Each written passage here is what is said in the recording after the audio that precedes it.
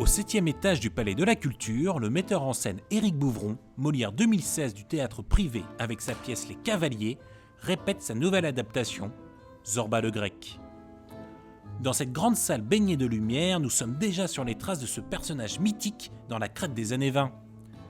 En pleine création, Éric Bouvron a répondu à nos questions et nous a livré une petite leçon de philosophie dont on ne se lasse pas. Quel a été le déclic pour vous lancer dans cette grande aventure ? D'abord parce que je suis moitié grec, moitié français et moitié sud-africain. J'ai 3 moitiés. Et ma mère, quand j'avais 18 ans, m'a offert le livre de Kazantzakis, Zorba. Et quand je l'ai lu, évidemment, c'était une découverte philosophique de saisir la vie avec ses 2 mains, croquer la vie. Et quand, avec le temps, j'avais toujours le rêve de l'imaginer en pièce de théâtre. Mais je ne me sentais pas prêt. Et avec le temps, Les Cavaliers, Marco Polo, quelque chose de Kazantzakis m'a saisi et dit « Allez-y, tu peux ». Comment avez-vous appréhendé cette adaptation ? Le film, je pense, a eu un énorme impact, que même les restaurants dans le monde entier s'appellent Zorba. Le mot Zorba est devenu presque un cliché maintenant. Mais ce qui m'intéresse, c'est Nikos Kazantzakis, l'auteur. Cet homme-là qui amène Zorba. J'ai de la chance d'avoir les vraies lettres de Zorba, parce que Zorba a vraiment existé.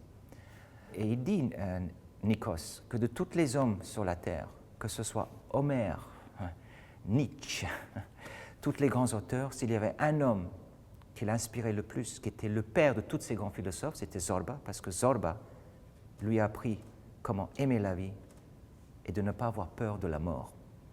Et ça se résume un peu cette histoire. Nikos, dans Zorba, se trouve dans Zorba comme il joue les 2 rôles quelque part en lui. Il a besoin d'un Zorba pour exister.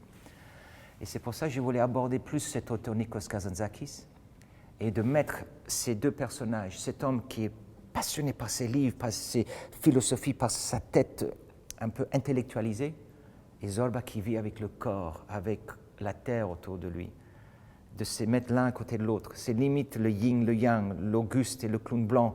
Et il y a le mélange de tout ça entre ces 2 hommes. C'est les 2 pôles en nous tous.